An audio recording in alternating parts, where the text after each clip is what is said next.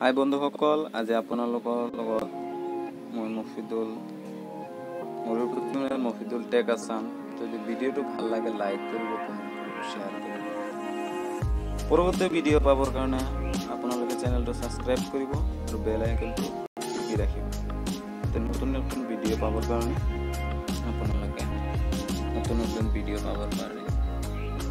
তো আজি মই আলোচনা কৰিম আমাৰ শিক্ষামন্ত্ৰী ডাঙৰীয়াই কিছুমান বিশেষ গুৰুত্বপূৰ্ণ স্কুলৰ বিষয়ে কিছুমান গুৰুত্বপূৰ্ণ আলোচনা কৰিছে। সেই বিশেষ কিছুমান আলোচনা আপোনাৰ স্ক্ৰীনত দেখুৱাই দিম। স্কুলৰ ওপৰত আমাৰ শিক্ষামন্ত্ৰী ডাঙৰীয়াই কি কৈছে আপোনালোকে চাব পাৰিব স্ক্ৰীনত। আহক আমি চাম এতিয়া কি কৈছে নটিছখনত। চাওক, 1 ছেপ্টেম্বৰৰ পৰা ৰাজ্যৰ সকলো শিক্ষানুষ্ঠান খোলাৰ সম্ভাৱনা।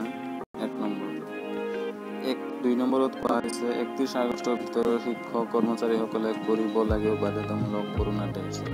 3 নম্বৰতে কৈছে 4ৰ্থ শ্ৰেণীলৈকে ছেপ্টেম্বৰ মাহটোত বন্ধ থাকিব। 4 নম্বৰত কৈছে 5ম, 6ম, 7ম, 8ম শ্ৰেণীলৈকে শ্ৰেণী কোঠাত নহয় মুকলি আকাশৰ তলত শিক্ষাদান কৰিব লাগিব। 5মত কৈছে ঘৰৰ পৰা বিদ্যালয় দূৰ হ'লে নিকটৱৰ্তী যিকোনো শিক্ষানুষ্ঠানে প্ৰদান গ্ৰহণ কৰিব পাৰিব।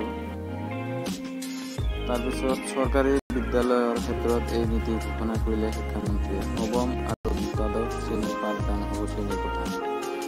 এটা কোঠাত বহিব নোৱাৰিব 15জনকৈ অধিক ছাত্ৰ। 10ম আৰু 12ম শ্ৰেণীৰ পাঠদান 4জনকৈ হ'ব বিদ্যালয়ত। চাওক, এই বিশেষ কিছুমান নীতি